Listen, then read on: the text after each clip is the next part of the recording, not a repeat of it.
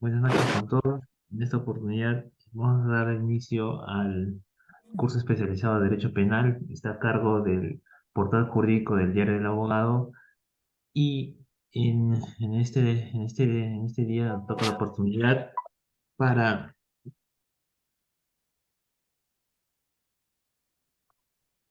para tocar el tema sobre la teoría del delito, ¿no? Aspectos doctrinales, jurisprudencias, y específicamente el tema de la acción, que estará a cargo del ponente, del abogado Lenin Guainate Basalar, abogado por la Universidad de San Pedro, tiene maestría en Derecho Convención en Ciencias Penales y Criminológicas por la Universidad José Faustino Sánchez Carrión y es especialista legal de la Corte Superior de Justicia de Lima Norte en la actualidad. Este tema servirá mucho para nosotros como abogados en el sentido de que tanto como para el derecho penal y el derecho procesal penal es importante la teoría del delito, ¿no? A continuación, empezaremos con la exposición. Gracias. Bien, muchas gracias, doctores, por el pase. Gracias a todos los participantes el día de hoy. Vamos a iniciar con la ponencia del día de hoy con respecto a la acción.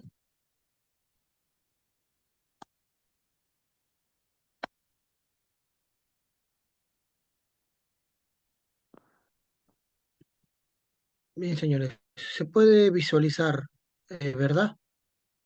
A Sí, efectos de doctor. poder comenzar. Sí. Bien, bien, muchas gracias. Bien, muchas gracias. Vamos a iniciar con el tema propuesto el día de hoy. La acción en la teoría del delito. Bien, esta, este, este tema propuesto es importante a efectos de poder nosotros tener conocimiento. Sin embargo, es también importante poder, antes de entrar, ¿no? Saber las teorías que existen en el delito, ¿no? Si bien hay teorías bipartitas y una teoría pentapartita, la cual se viene utilizando por algunos juzgadores y algunos doctrinarios. Sin embargo, lo más usual utilizado en nuestra vida diaria y judicial es la teoría tripartita del delito. Bien, entiendo que estas teorías ya las conocen, solamente a efectos de recordar vamos a explicar de manera sucinta esas tres teorías que existen. Bien, la primera teoría o teoría tripartita del delito tiene como elementos a la tipicidad, la antijuricidad y la culpabilidad. La tipicidad radicada a efectos de subsumir aquel hecho que va a desencadenar por una conducta denominada acción, ¿no? Verificaremos si esa acción es subsumible en un tipo penal, ¿no? De nuestro código propiamente. Así también la antijuricidad será la verificación del mismo hecho o de un hecho, ¿no? Siempre que ésta se encuentre amparada, o sea, contraria a nuestra normatividad de manera general, ¿no? Que ésta no sea justificada por una norma que existe en nuestra normatividad penal.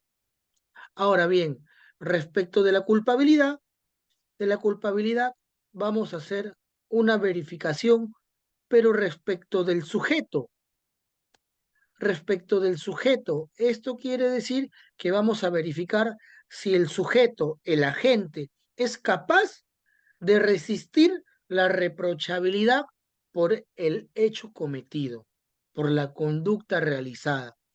Bien, eh, a efectos de tener mayor ejemplificación, debemos dejar en claro que la tipicidad y la antijuricidad siempre estarán reflejados respecto de un hecho, respecto de la acción, y la culpabilidad siempre será respecto del agente, ¿ya? Respecto del sujeto activo, respecto del humano que... Ahora bien, las teorías bipartitas nos establecen dos elementos que son el tipo global del injusto y la culpabilidad. En esta teoría solamente considera el delito en dos elementos, pero que al fin y al cabo viene a ser o viene a contener como subtipologías a la tipicidad y la antipicidad. En el caso de la tipicidad, será denominada tipo positivo, y el caso de la antijuricidad será denominada tipo negativo, ¿no? Viene a ser lo mismo, sino que ha sido englobado, enmarcado dentro de un solo elemento, denominado tipo global del injusto. Y la culpabilidad sí persiste. Ahora bien, en el tema de las teorías pentapartitas, los doctrinarios ya consideran a la acción o la conducta como un elemento más de la teoría del delito. Ahí también considera a la punibilidad como un elemento de la teoría del delito. Sin embargo, debemos ver que la punibilidad se hace referencia más a las teorías de las penas, ¿no? Es independiente. Por ello digo que siempre los juzgadores que en el día a día realizamos eh, operaciones respecto de hechos fácticos para determinar si se ha realizado un delito o no, utilizamos las teorías tripartitas, que esto es tipicidad, antijuricidad y culpabilidad. Eh, Sin embargo, sea que utilicemos la teoría tripartita o la teoría bipartita, debemos siempre, o teoría pentapartita, siempre tiene que existir una conducta que va a ser exteriorizada por una acción, ¿no? Entonces, debemos dejar en claro, solamente he hecho este marco introductorio a efectos de recordar, porque entiendo, doctores, que ustedes ya conocen todas estas teorías. Bien, vamos a entrar de lleno ya a lo que es la acción. Y bien, tenemos como acción a distintas teorías también. Tenemos una teoría causal de la acción, una teoría finalista, una teoría social y una teoría funcionalista. Sin embargo, son solamente algunas de las teorías, puesto que tenemos también muchas más teorías, pero son las más relevantes, efectos de poder tener un concepto amplio y concreto de lo que es la acción. Bien, en el tema de la acción, solamente debemos ver acción en sentido estricto o deberíamos de ver también acción y la omisión. Bien, para nuestra normativa o para nuestra normatividad peruana, debemos de ver o considerar a tanto la acción como la omisión respecto de la conducta. Recordemos que nuestra norma penal sanciona tanto acción como omisión. Bien, vamos a iniciar con la teoría causal de la acción. ¿Qué nos dice la teoría causal de la acción, doctores?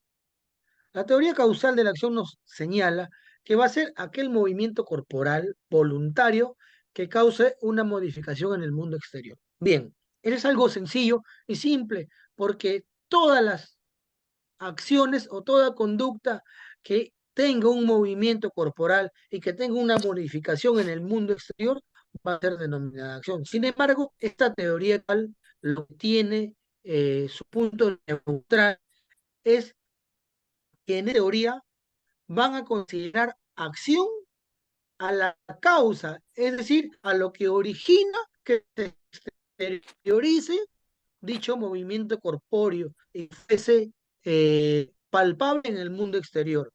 No se va a tomar como acción aquella finalidad, sino lo que causa.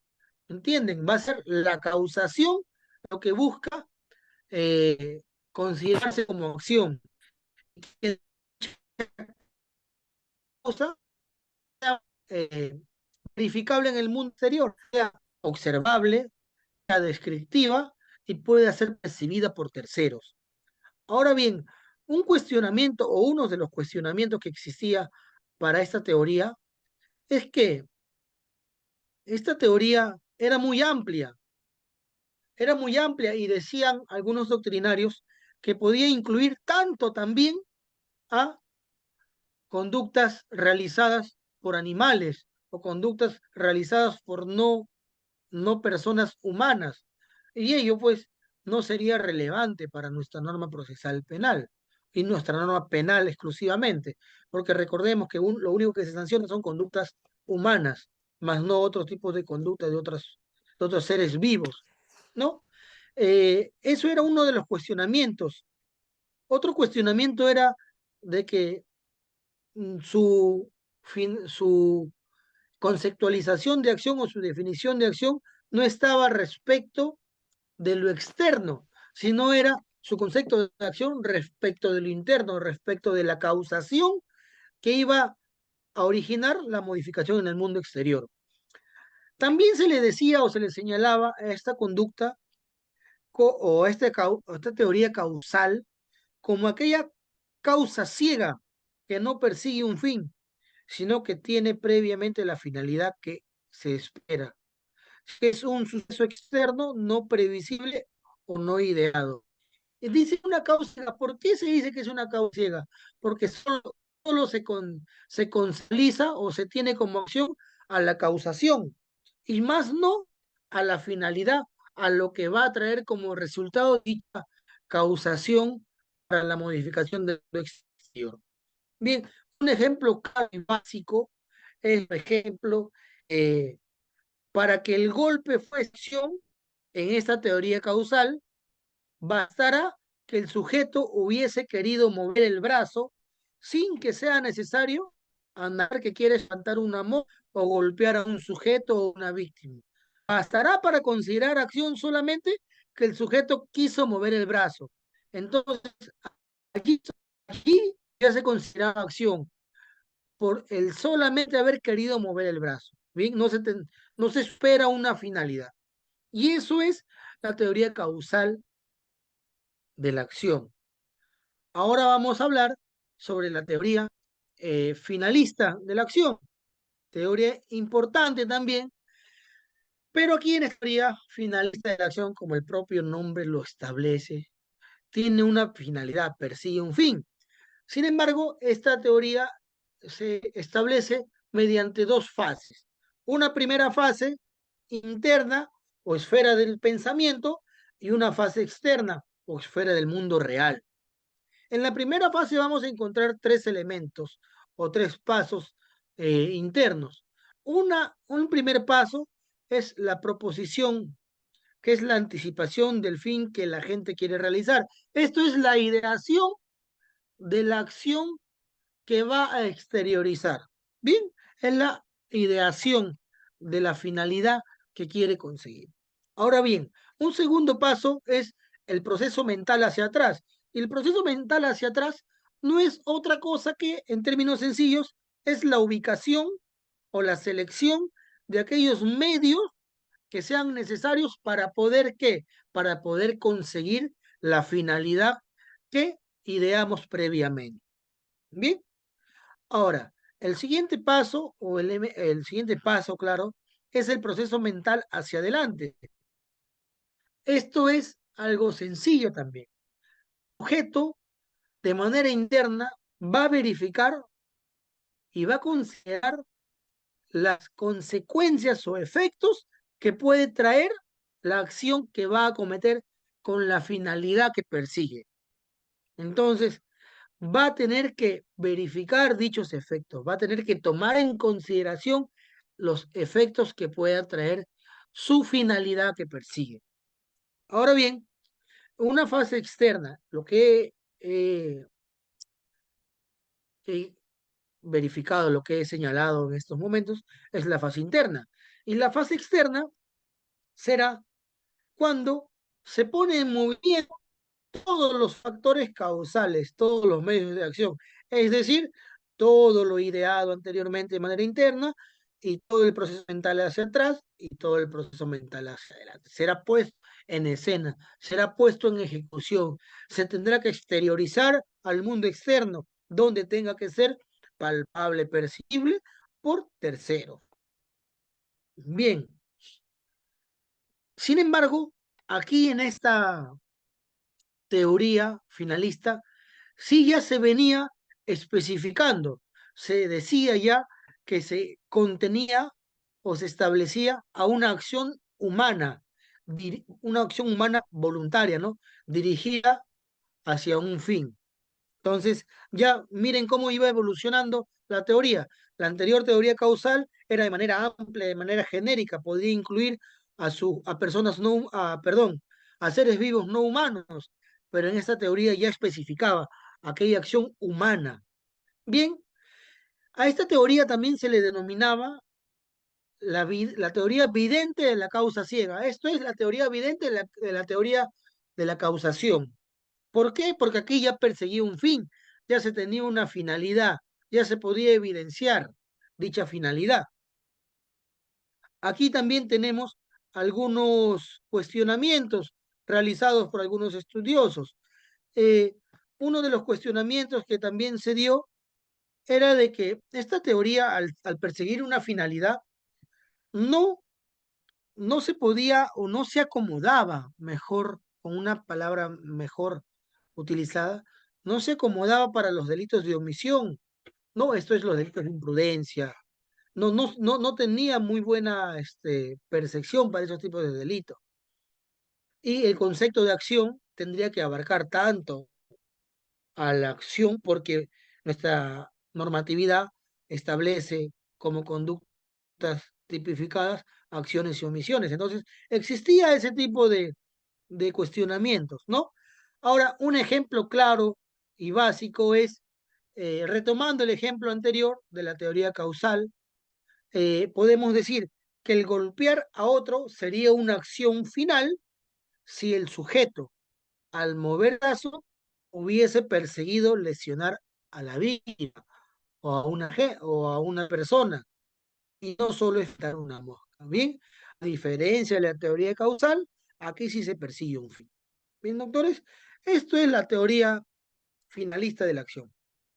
Ahora vamos a ver la teoría del concepto social de acción. Viene a ser, en términos sencillos, una teoría muy poco o con muy poca relevancia, muy poco estudiada, ¿no? Por tantos cuestionamientos que ha tenido. Eh, la conceptualización de esta teoría viene a ser o viene a darse que la conducta, denominada acción, tiene que tener una relevancia social, tiene que ser socialmente relevante para que sea considerada acción. Si es que esta o este movimiento corpóreo exteriorizado en el mundo exterior propiamente no tiene una relevancia social, no será considerada conducta o no será considerada acción. Bien, una de las conceptualizaciones dadas es por el profesor Schmidt, quien manifestaba o refería que era una conducta voluntaria hacia el mundo social externo. En ese mismo horizonte, el profesor Eichings mencionaba que era una producción voluntaria de consecuencias calculables socialmente relevantes. También se decía que era una conducta dirigida a la lesión de bienes sociales. Y por el profesor Yeshek manifestaba que era una conducta socialmente relevante. Y un concepto que para mí creo que abarca todos estos conceptos es el profesor Meining, profesor peruano en la Católica, muy importante para leer sus libros que tiene. El profesor Meining mencionaba que en este concepto social de acción se refería a aquel comportamiento voluntario arbitrario para el mundo exterior. ¿Va? Arbitrario para la sociedad. Por eso que era una conducta voluntaria arbitraria para el mundo exterior. Bien, uno de los cuestionamientos era de que existía poca diferencia entre la relevancia social del hecho y la relevancia jurídica, ¿no? Porque establecía que tendría que tener una relevancia socialmente para ser denominada acción, pero no establecía qué tipo de relevancia o si tenía una relevancia penal, una relevancia administrativa, una relevancia civil, o qué tipo de relevancia iba a tener dentro del contexto social. Bien, otro cuestionamiento era que la propia norma penal otorga la relevancia social a los hechos. Por supuesto, nuestra norma procesal, perdón, nuestra norma penal otorga o ponen los baremos en cuanto a las tipificaciones, a las conductas, otorgándole que ciertas acciones o ciertas conductas tengan una relevancia jurídicamente penal. Bien, un ejemplo claro de ello es que el derecho lo que hace socialmente relevante la conducción en una zona urbana a más de 45 kilómetros por hora. ¿Y por qué el derecho hace relevante, hace que sea relevante esta acción de conducir en una zona urbana a más de 45 kilómetros por hora? Bien, nuestra norma de tránsito establece que en zonas urbanas no se puede manejar a más velocidad que la antes mencionada. Por eso ya hace socialmente relevante una acción que pase los límites de velocidad. Sin embargo, no hace relevante de manera penal, sino lo hace una relevancia jurídica a nivel administrativo, ¿no? Entonces, esos eran los cuestionamientos que existían para este concepto social de acción, porque recuerde que la acción propiamente se estaba verificando para el tema jurídico penal. Ahora bien, una conceptualización o un concepto funcionalista de la acción que también debemos de abordar a efectos de tener claro estos conceptos. En esta teoría funcionalista de la acción, lo que se va a imputar en realidad es un resultado. Se va a imputar un resultado si no se ha evitado, a pesar que podía o se podría haber evitado, lo cual es exigido por el derecho. Aquí lo que se denomina es la causa de evitación. Esto es, se va a imputar aquella acción cuando el sujeto tenía la obligación o debía de haberlo evitado. En lo que llamamos ahora posición de garante actual, posición de garante legal. Posición de garante legal es aquella, por ejemplo, el padre con sus hijos, ¿no? Los padres con sus hijos es una posición de garante legal. Bien, este concepto funcionalista de acción era un concepto unitario y abarcativo, porque ya abarcaba tanto a los delitos de omisión, delitos de acción, los delitos. Y el cuestionamiento que existía ante este concepto funcionalista de la acción era de que se consideraba ya por la función de evitabilidad dentro de la juridicidad y la culpabilidad, y ya no son como un elemento independiente de los demás elementos de la teoría del delito. Recuerden que hemos explicado que la teoría tenemos a la tipicidad, culpabilidad y antijuricidad. La teoría.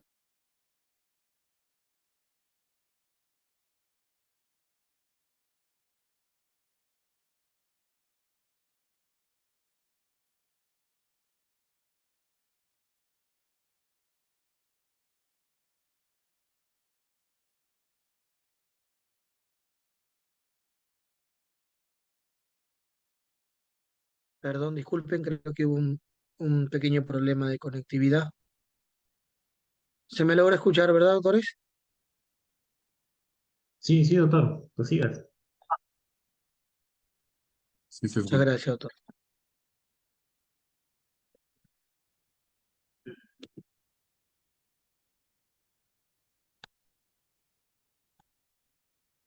Bien, doctores. Bien. Decíamos, decía de que el cuestionamiento era de que esta teoría funcionalista incluía o se percibía de que debería considerarse a la acción dentro de los elementos de antijuridicidad y culpabilidad, y no se podría tener como un elemento independiente, ¿no? Ese era el cuestionamiento ante esta teoría. Bien, ahora la acción tiene funciones. ¿Y cuáles son las funciones que tiene la acción? Una primera función es una función definitoria. ¿Por qué señalo que es una función definitoria? Nos dice esta conceptualización que es el elemento básico del sistema al que deben referirse todos los demás atributos del delito. Bien, en términos sencillos, lo que nos quiere decir esta función definitoria es que la acción será el cimiento, será la base para poder nosotros continuar con los demás elementos de la teoría del delito, como es la tipicidad, antijuricidad y culpabilidad, ¿no? La acción será de manera, será el sustento básico, el sustento definitorio para iniciar ¿eh? la evaluación de los demás elementos, puesto que si no existe acción, sea este en su vertiente de acción propiamente o de omisión, no se podrá continuar con los demás elementos del delito. Por ello es una función definitoria. Y una función clasificatoria es porque va a englobar y diferenciar entre las distintas hipótesis de conducta. Esto es, va a enmarcar la relevancia jurídica, las acciones que contengan relevancia jurídico-penal. Por ejemplo, como en el ejemplo anterior que hemos puesto, que el conducir a mayor velocidad permitida por nuestra norma de tránsito tendrá una relevancia jurídica, pero administrativa, y no una relevancia penal. Entonces, la acción será una función clasificatoria y tendrá una función limitadora o negativa también. ¿Por qué? Porque irá depurando aquellas acciones que tienen una relevancia estrictamente penal o que van a ser materia de juzgamiento o procesamiento y limitará aquellas acciones que no interesen al derecho penal. Como por ejemplo, cuando existe un acto o movimiento reflejo, se emite una acción, por supuesto, exteriorizada, por supuesto, pero que no tiene una relevancia penal, ¿no? Que ya se explicará en las siguientes diapositivas. Bien, doctores, tenemos como siguiente punto que conceptualizar de manera sencilla la acción. Y podemos decir que la acción es una conducta humana, conforme hemos dicho ya. La acción viene a ser una conducta humana y será una conducta consciente y voluntaria. Y al ser consciente y voluntaria, doctores, será controlada. Se tendrá un control perfecto de dichas conductas o de dicha conducta a realizar y que esa conducta, esa acción humana consciente y voluntaria sea exteriorizado en el mundo exterior, observable, percibible. ¿Por quién? Por terceros. Bien, ese es un concepto básico y sencillo de la acción. Ahora, doctores, ¿cuándo existe ausencia de acción? ¿Y qué no será acción? Cuando existe una fuerza física irresistible, cuando existe un estado de inconsciencia y cuando existe actos o movimientos reflejos. Bien, entiendo que otros lo explican de una manera más dinámica y dicen que cuando no existe definición, para recordarnos deberíamos de deletrear o de unir las letras de dichos elementos, ¿no? Resulten fea, ¿no? Sin embargo, es una forma de que puedan acordarse, doctores, si les sirve o les es útil ello, pueden acordarse. Fea, que fue de fuerza física irresistible, E de estado de inconsciencia y A de actos o movimientos reflejos, doctores. Bien, allí no existe, o allí existirá ausencia de acción. ¿Y qué no es una acción? Los pensamientos y los hechos de la naturaleza. Los hechos de la naturaleza pueden traer exteriorización, por supuesto, cosas observables, palpables por terceros. Claro, un terremoto es palpable por terceros, es observable, es percibible, pero ello no es una acción. Y los pensamientos, lógicamente que no, porque no es exteriorizado. Bien, vamos a iniciar con el primero de ellos, que es fuerza física irresistible, el cual está tipificado dentro del artículo 20, numeral 6 del Código. ¿Y qué nos señala la fuerza física irresistible? La fuerza física irresistible va a ser un acto de fuerza del exterior que va y va a imposibilitar a la gente a tal punto, doctores, que no pueda moverse, que le impida moverse o que le impida resistir.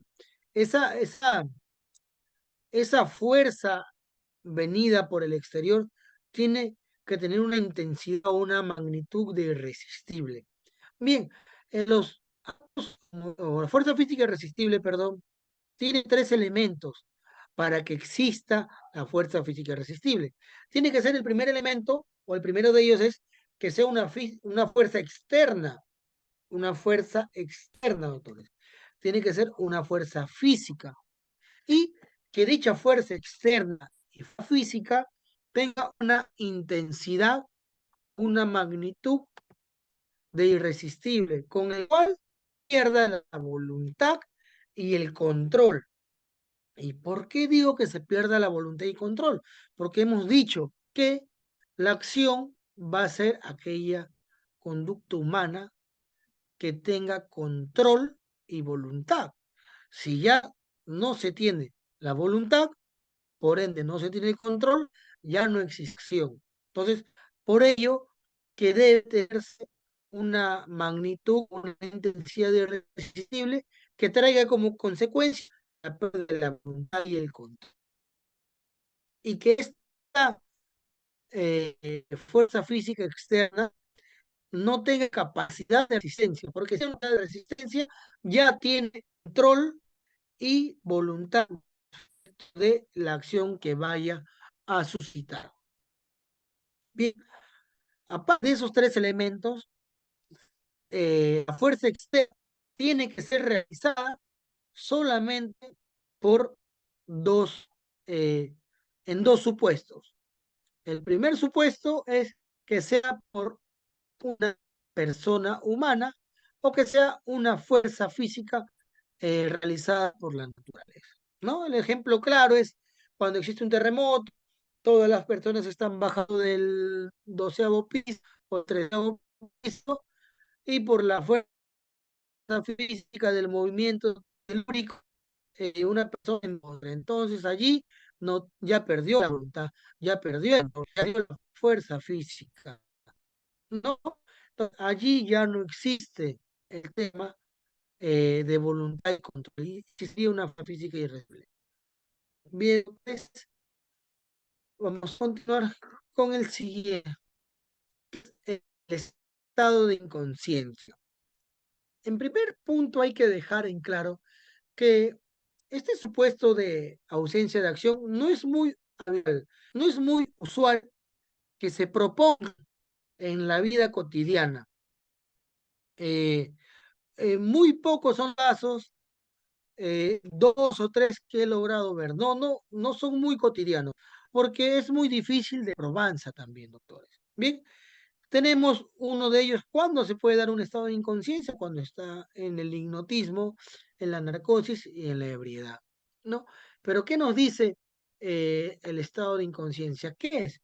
Como su propio nombre lo dice, es la pérdida de la conciencia, pérdida de conciencia que va a desencadenar en aquellos actos de la gente. Va a tener una privación o una cancelación de la acción consciente.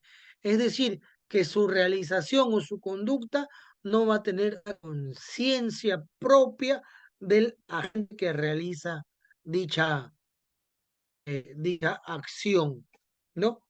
Es sencillo, doctores, y el ejemplo simple que se pone en toda clase es que A, bajo efectos de hipnosis, mata a B. A no es responsable por la muerte de B, puesto que no tenía control consciente de sus propios actos. ¿Bien? Esta inconsciencia es perder el control de la conciencia. Es simple, doctores. En el estado de ebriedad también, doctores, aquí quiero hacer una cápite.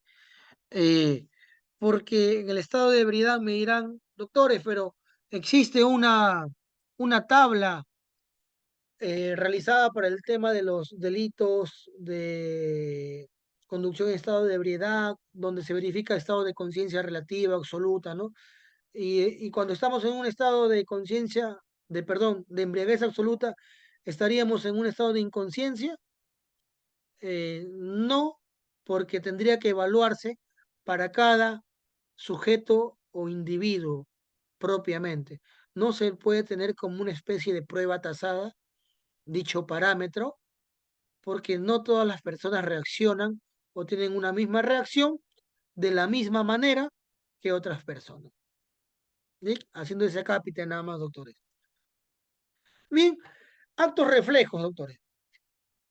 ¿Qué son los actos reflejos? Los actos reflejos serán impulsos externos que actúan por una vía sensorial y centro motor. Es decir, que ante cualquier estímulo, nuestro, nuestro sistema nervioso, nuestro sistema sensorial, remitirá de manera inmediata una reacción, ¿no? Esto es una reacción denominada también un automatismo del sistema nervioso, el cual va a provocar una respuesta involuntaria, una reacción en la cual no tenemos control tampoco, porque es tal reacción o tal automatismo es de manera inmediata, de manera rápida, sin que tengamos la opción de reacción, la opción de controlar dicho automatismo. Bien, también estos movimientos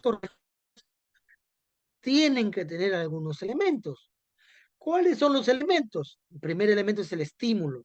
Para que exista acto reflejo, tiene que haber un estímulo. Tiene que también existir una reacción inmediata, una reacción con un intervalo de tiempo. Reacción inmediata, doctores.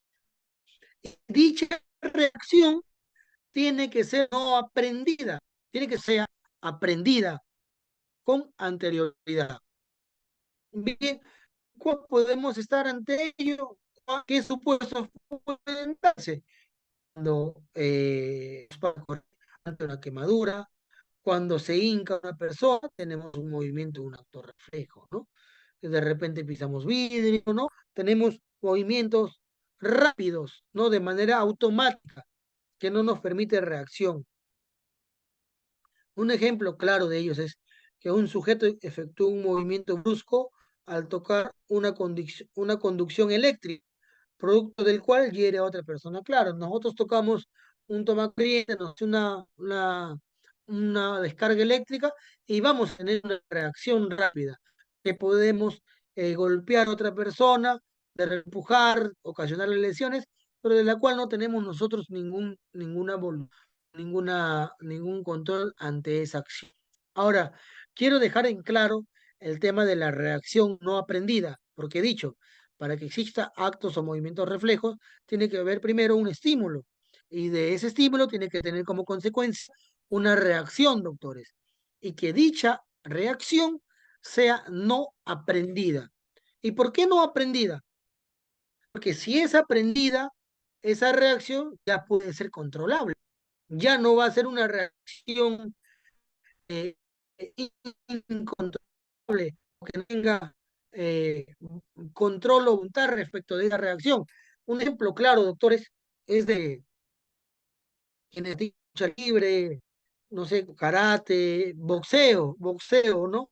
En ese aspecto, los que practican dichos deportes están diariamente, por ejemplo, un boxeador profesional, diariamente está practicando lo que es el jab, el gancho, ¿no? Ellos ya tienen como una reacción aprendida que ante a un golpe que vean reflejados dentro de su cara, dirigida a su cara, ¿no? Ellos van a reaccionar de manera inmediata con otro golpe. Entonces, esa reacción, doctor, es aprendida. Por ejemplo, un boxeador profesional ya todos los días practica, todos los días lo entrena, es una reacción aprendida. Y esa reacción aprendida son capaces de controlarlo, por supuesto, porque son profesionales, practican diariamente ellos, entonces tienen la capacidad de controlarlos. Por ello, allí no aplicaría el movimiento o acto reflejo. Bien, doctores, haciendo esa precisión nada más, doctores. Ahora, eh, en supuestos de sección, de acción, poder estar de repente en un estado de movimiento de acto reflejo o otro tipo de los otros dos mencionados antes y explicados. Sin embargo, existirá una excepción a dicho supuesto. Como siempre, existirá una regla, pero toda regla tiene sus excepciones. ¿Y cuál será esa excepción para los puestos de acción? Es el acto liberi causa. ¿Y qué es el acto liberi causa? Es la acción libre con un resultado lesivo, pero que dicha acción libre sea provocado o causado por el agente. Es decir, el agente solo se coloca en estado de ausencia de acción o propicia colocarse en el estado de ausencia de acción. Algo simple, la enfermera que tiene guardia está cuidando a un paciente en UCI y tiene que enviarle o darle unas pastillas ciertarios, por ejemplo, se toma una pastilla para dormir y se echa a dormir. Bien, al dormir no tiene voluntad, no tiene control, pero omite el darle la pastilla y a consecuencia de no darle una pastilla, se agrava por ejemplo, llega a morir el paciente. ¿Se colocó la enfermera en un estado de ausencia de acción? Sí, propiamente, porque el deber de ella era de verificar y velar de cumplir con las pastillas que le debería dar en las horas indicadas. Era su deber, era su obligación, una obligación contractual, porque ella tiene un contrato en la cual se le fijan sus deberes y obligaciones. Entonces, ¿la enfermera se puso en un supuesto de ausencia de acción? Sí, doctor, pero ese supuesto de ausencia de acción no será, eh, no será, ¿no? Por el derecho penal, la propia enfermera se puso o provocó este estado de ausencia de acción. O lo que comúnmente pasa, quienes cometen los delitos contra el patrimonio y dicen, voy a tomarme 3 o 4 cervezas para estar ebrio y así no tener responsabilidad. Tampoco, doctores, allí podemos hablar de una ausencia de acción, porque el propio agente se coloca en ese supuesto de acción, ¿no? Esa será la excepción a la regla que cuando un agente se coloca propiamente ante ese supuesto de acción, no se le será la ausencia de acción antes mencionada, o los supuestos de acción, los 3 supuestos de acción antes mencionados. Bien, doctores, hay algunos casos prácticos, sin embargo, también tengo otro compromiso a las 9 de la noche, doctores. Es por ello también he tratado de correr con la explicación, doctores. Ya me van a disculpar. Quiero ver si de repente hay algunas preguntas, ¿no? A efectos de poder resolverlos, doctores. Les pido mil disculpas por lo rápido que he explicado. Espero que exista otra oportunidad para poder brindarles una explicación mucho más desarrollada o con un poquito más de detalles, de repente con mayor lentitud, con un poquito. Estoy atento a las preguntas que se puedan realizar, doctores.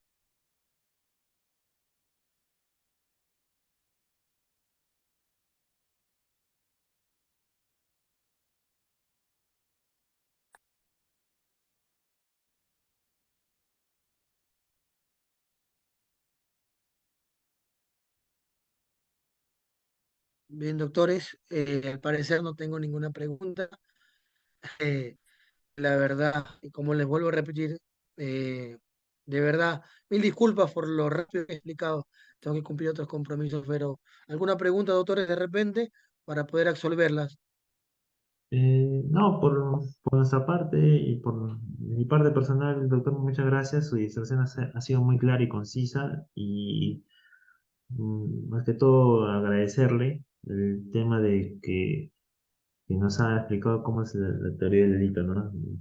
Un tema que a veces a nosotros es muy importante recordar siempre, así desde la época universitaria hasta la actualidad en la época de litigación. Eso sería todo. Buenas noches con todos los colegas y participantes de esta ponencia. Muchas gracias, doctor Lenin. Gracias, igualmente, gracias a todos. Muchas gracias.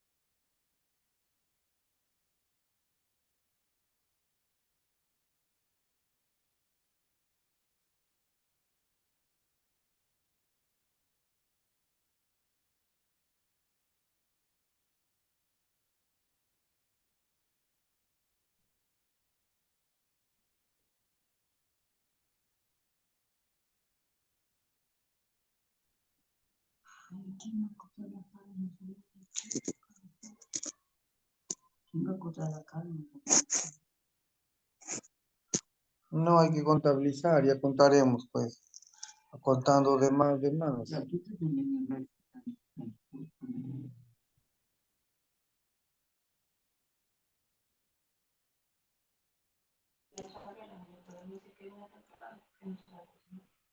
No sabe.